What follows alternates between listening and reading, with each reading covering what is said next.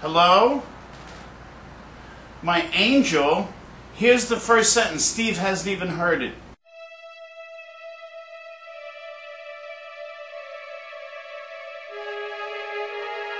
Think of two gifted and smart gay men with years of life together deploying their considerable talents from the two pianos you happen to have in your living room, and the result is a hilarious and very touching memoir of 2 decades of love and the funky glories of show business life. Ah!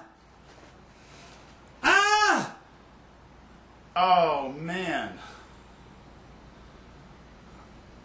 We don't know when the full one's going to come out, right? No, it says, and link to the full review, but that takes me to a different page. So it's not up yet. This is the New York Times, the paper of record. We're going to get a rave! We have a rave!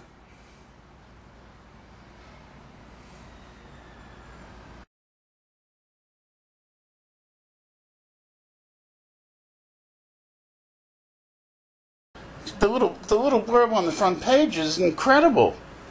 The Big Voice Got a Merman, a chronicle of the love between Steve Schalchlin and Jimbo, is hilarious and utterly enthralling evening of musical theater. Utterly enthralling. Well, here it is.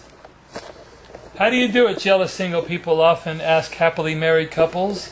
The contented partners in late middle age usually smile at each other as they spout truisms, but the secret of their success remains nearly as impossible as the solution to a Poincaré conjecture.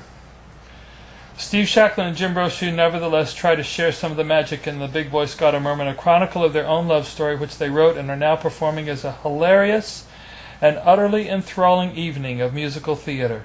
One of the men is a Roman Catholic boy in Brooklyn, yearned to be Pope but changed his mind when the LP he bought of Ethel Merman and Annie Get Your Gun had more heat than Pope Pius XII chant performing a Gregorian chant. The other, a Baptist adolescent in Arkansas, longed to be an evangelist until he fell in love with music and his mother told him to write a song. Both endure homophobia, come out, and end up in show business and on the same cruise ship in the Bermuda Triangle where their life together begins in 1985. Think of two gifted and smart gay men with years of theater stories deploying their considerable talents from the two pianos you happen to have in your living room. Any question you could ask, they answer with a side-splitting story or a telling anecdote.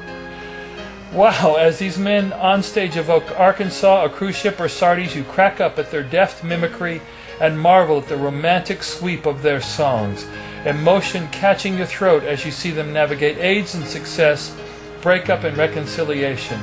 Our contemporary embrace of the memoir is a longing for the true adventures of life. The trick is to make memory art without losing the awkwardness that proves authenticity. Here art is achieved with light hands, and the result is a triumphant and very touching song of praise to everyday love and the funky glories of show business life. And that just gotten is our New York Times review. Wow. Holy Well, this is beyond anything I thought, but I don't remember ever authorizing this picture of me. Big Fat Jim. Amazing. Amazing, amazing, amazing, amazing. Oh, this is the New York Times picture. Remember they came that day? Right. Wow. Oh, that's a nice photo. Wow. What do you think? I'm when the newspaper of record, the New York Times, tells us that we've got a great show. Wow, this is beyond a rave. An utterly enthralling evening of musical theater.